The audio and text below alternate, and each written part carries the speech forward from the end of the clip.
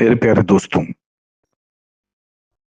Agenda set है। Stage तैयार हो चुका है और अब राहुल गांधी दनादन बैटिंग करने को तैयार है।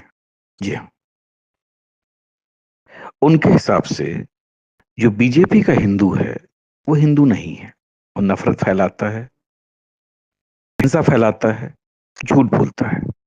नरेंद्र मोदी पूरा हिंदू समाज नहीं है, बीजेपी भी पूरा हिंदू समाज नहीं है, आरएसएस भी पूरा हिंदू समाज नहीं है। ये ठेका नहीं है बीजेपी का। क्यों? अब इस सारी बातों की गहराइयों पर जाइए। जी हाँ, ये बात आपको और हमको सबको समझनी पड़ेगी कि आखिर ऐसा नैरेटिव क्यों सेट किया जा रहा है। क्यों इस बात पर जोर दिया जा रहा है कि बीजेपी के जो हिंदू हैं वो वास्तव में हिंदू नहीं हैं, वो हिंसक हैं। उनकी वजह से पिछले 10 सालों में हिंसा भड़क रही है। उनकी वजह से जो मीडिया बना है वो गोदी मीडिया है। उनकी वजह से पूरे राष्ट्र में डर फैला हुआ है। ये क्यों नैरेटिव सेट किया जा रहा है? जरा इस पे दिमाग लगाइए, सोचिए। आखिर ऐसा राहुल गांधी ने शुरुआत से क्यों एजेंडा सेट किया है? मैं बताता हूं आपको इसके पीछे कारण क्या है। देखिए, आपको ये बात समझनी पड़ेगी। चुनाव के दौरान राहुल गांधी ने जातिगत जनगणना पर बहुत जोर लगाया। जातिगत जनगणना किसकी? हिंदुओं की। लेकिन कुछ परसेंटेज को छोड़कर ज्यादातर परसेंटेज हिंदुओं का जो था वो जातिगत जनगणना के विरुद्ध था। वो एजेंडा सक्सेसफुल नहीं हो पाया। किसी ने भी जातिगत जनगणना के ऊपर ज्यादा ध्यान नहीं दिया।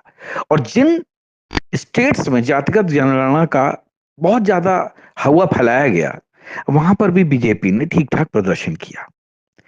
वो मुद्दा फेल हो गया।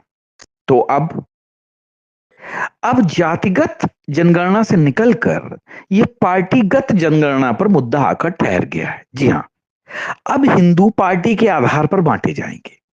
जो बीजेपी का हिंदू है वो हिंदू नहीं है, जो आरएसएस का हिंदू है वो हिंदू नहीं है। वो नफरती है, वो हिंसक है। क्यों? ताकि कन्हैया लाल टेलर की अगर गर्दन काटी जाए तो ये बताया जाए कि वो बीजेपी का हिंदू था, वो आम हिंदू नहीं था। बीजेपी पार्टी का जो हिंदू है वो दूसरी पार्टियों के हिंदू से अलग है। कलकत्ता बंगाल में जो घटनाएं हो रही हैं, जिसके साथ भी हो रही है, उस पर कोई शोर नहीं मचाएगा। क्यों? क्योंकि वो बीजेपी का हिंदू है, वो हिंदू है ही नहीं। इस तरह से अगर आपके ऊपर किसी भी प्रकार का कोई हमला होगा या ऐसी कोई भी घटना होगी, जैसे कर्नाटक में कांग्रेस के एक नेता की, कारपोरेटर की जो बेटी थी उसको मार दिया गया, कोई कांग्रेसी नहीं बोला। क्यों? क्योंकि उसको भी ये चाहते तो ये कह देते कि बीजेपी का हिंदू है। इससे पहले भी अगर आपको याद होगा, एक बार कांग्रेस के एक दलित एमएलए के घर में आग लगा दी थी कुछ शांति दूतों ने। कांग्रेस ने उससे भी पल्ला झाड़ लिया था। अभी अधीर रंजन का हाल देखिए। कांग्रेस छोड़कर जो भी गया बाहर, उसके ऊपर गद्दारी का लेवल लगा दिया गया। उसको कहा गया कि ये बिक गए हैं, ये बिकाऊ हैं। जिस तरीके से अगर राहुल गांधी की हाँ में हाँ ना मिलाई जाए तो वो गोदी मीडिया हो जाता है। जो देशभक्ति की, राष्ट्र की बात करे वो अंधभक्त कहलाया जाता है।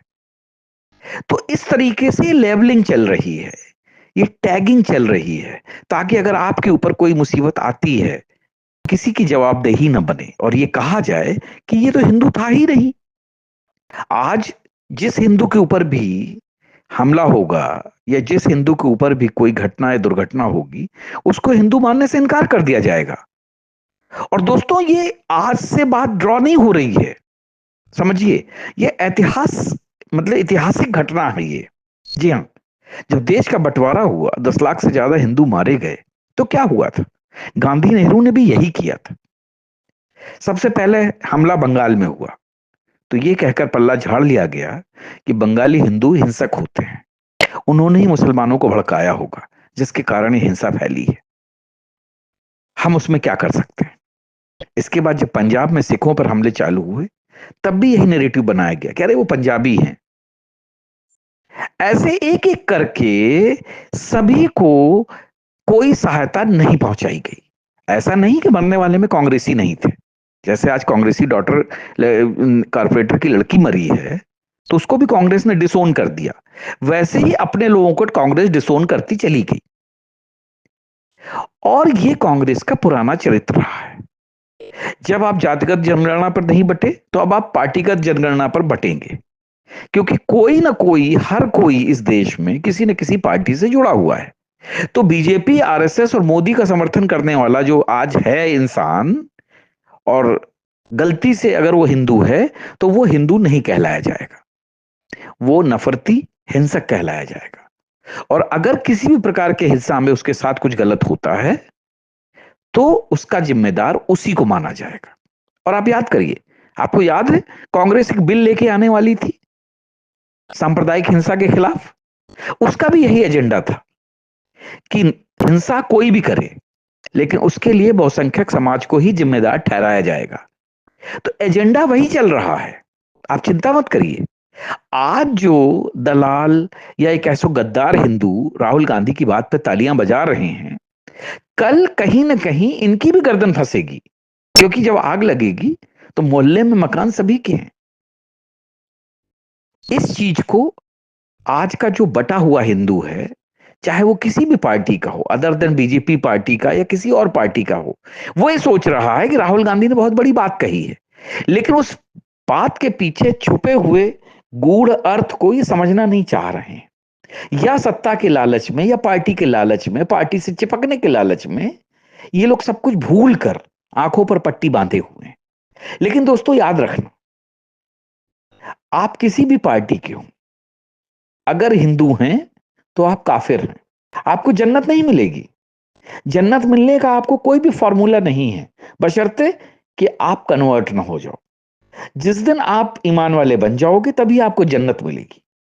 और समय ऐसा आने वाला है, जैसा कि पाकिस्तान में कौन है लोग आज जो हिंदू बचे हुए हैं, वो कौन है? वो SC ST OBC हैं। बांग्लादेश में भी वही बचे हुए हैं। आज उनके साथ क्या हो रहा है? या तो उनको ईमान वाला बनना पड़ेगा, या फिर उनकी बहन बेटियां उठा ली जाएंगी, उनको मार दिया जाएगा। क्यों? क्योंकि वो बीजेपी RSS के हिंदू हैं ना। आप समझ क्यों नहीं रहे इस चीज को?